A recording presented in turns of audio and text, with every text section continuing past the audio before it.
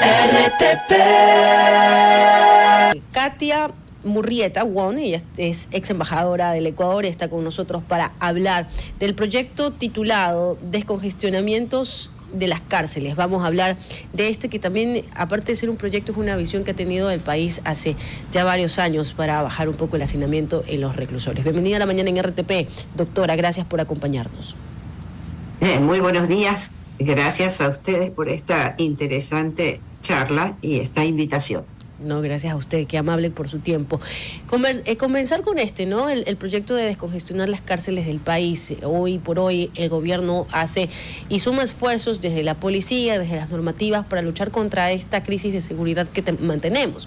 Pero muy poco se habla de qué ocurrirá con los reclusorios. Vemos que continúan pues en una crisis en las cuales no solamente pues están los amotinamientos, los fallecimientos por los mismos reclusos, sino que también ahora enfrenta pues una crisis de salud con el tema de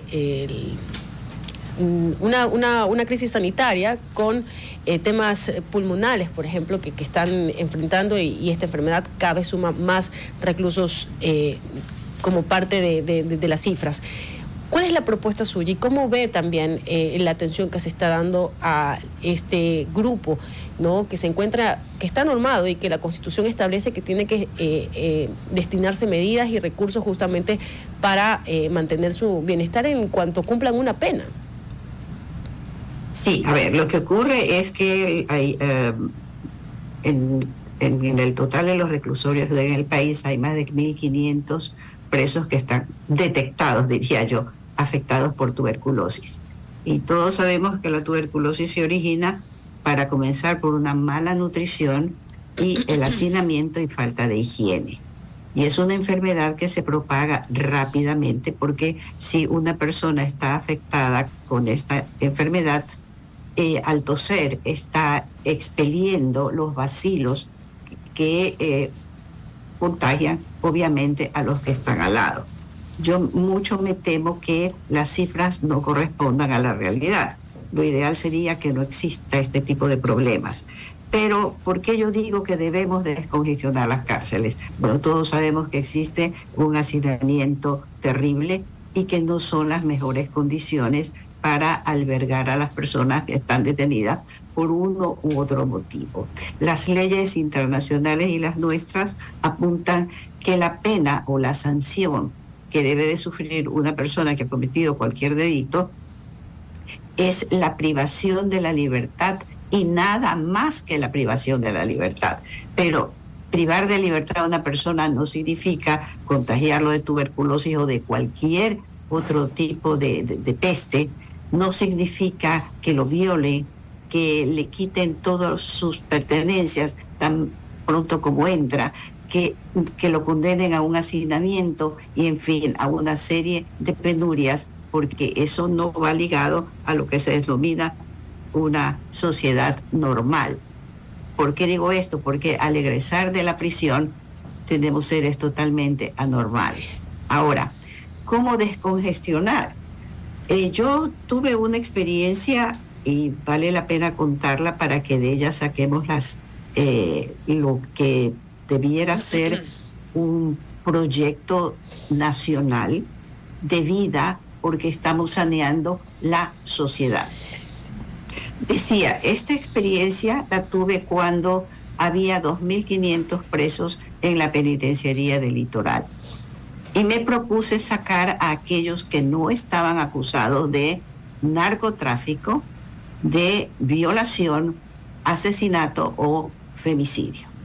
Entonces, descubrí que había personas que estaban presas por nada, acusadas de haberse robado una bota usada, acusadas de haberse robado un par de zapatillas, esas que cuestan $1 en el mercado, de haberse robado un frasco de shampoo, de haberse subido un bus y no haber pagado 25 centavos. En fin, ese tipo de ni siquiera infracciones, podría yo decir, hacían que estas personas estén hacinadas, padeciendo 1.001 peripecias en estos reclusorios por muchos años. Y yo liberé a 900 personas, de 2.500 en 9 meses. ¿Cómo? Pedí ayuda a Projusticia, yo puse el 60% de los recursos y Projusticia me dio el apoyo y el otro 40%. Me puse de acuerdo también con el Consejo de la Judicatura y convoqué a través de la gobernación, en esa época era el gobernador, nuestro amigo Joaquín Martínez Amador, y con él convocamos a toda la prensa y a los fiscales, jueces, secretarios, etc. Y yo les dije en aquella ocasión lo que iba a hacer, y que en el momento en que alguien pidiese un centavo para despachar los procesos, yo iba a convocar en ese mismo salón los libertadores de la gobernación a toda la prensa para denunciar a aquel que había intentado extorsionar a mis operadores, que no eran más que 5 personas. Las experiencias tendrían mucho tiempo para contarlos y no disponemos de ello, pero lo que les quiero decir es que cuando se quiere hacer algo, se puede. Doctora, quisiera un poco ampliar también esa última parte de su intervención, en la parte del cómo aliviar, porque justamente tenemos un hacinamiento bastante grande en general, no está abasteciendo, de hecho por eso se está construyendo una cárcel del encuentro, si no recuerdo mal que se llama, que va a ser en más o menos por la localidad de Salinas, en Santa Elena, mejor dicho. Tenemos también, se anunció que se iban a crear 2 cárceles más, que ya están en proyecto al menos para los siguientes meses y años. ¿Qué alternativas existen? O sea, para tratar un poco de precisar y de condensar esa alternativa, esa propuesta dentro del hacinamiento, porque estas propuestas que vienen por parte del Ministerio del Interior y obviamente por parte del Ejecutivo de crear más cárceles van a ser la solución realmente a lo que esperemos, a lo que tenemos hoy en día y es lo que debemos proyectar, o hay que venir a buscar la parte alternativas que vayan de la mano con aquello. Y bueno, yo no creo que sean la solución, lastimosamente, y para hablar de necesitaríamos realmente horas, porque estamos hablando de un tejido social que fabrica delincuentes. Pero en lo que vamos al proyecto de descongestionamiento, porque ni son todos los que están, ni están todos los que son, ese es el problema.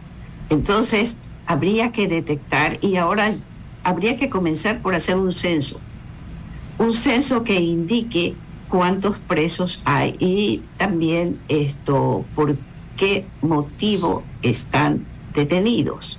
Porque hay gente que ya ha cumplido su pena, o hay gente que no tienen cómo, sus familiares o sus familiares ya también se olvidan de ellos cuando están mucho tiempo, entonces no tienen quien les tramite la boleta de libertad, que es al final, ya es el último eslabón de la cadena. Y de lo que sé, hasta para llevar esa boleta de libertad cuesta mucho y hay que pagar en la cárcel para que al fin la persona salga libre. Hay muchos que están detenidos y sin fórmula de juicio. Hay muchos que sus procesos no avanzan. Entonces hay que determinar dónde, quiénes son los que están ahí. Pero ahora a través del SADGE se puede controlar los procesos. Y digo que es más sencillo ahora. Sí. No, me gustaría, porque ya estoy al borde del tiempo de terminar, ¿cómo sería la fórmula jurídica para darle sentido a ese proyecto que usted ha descrito en esta mañana, querida Katia?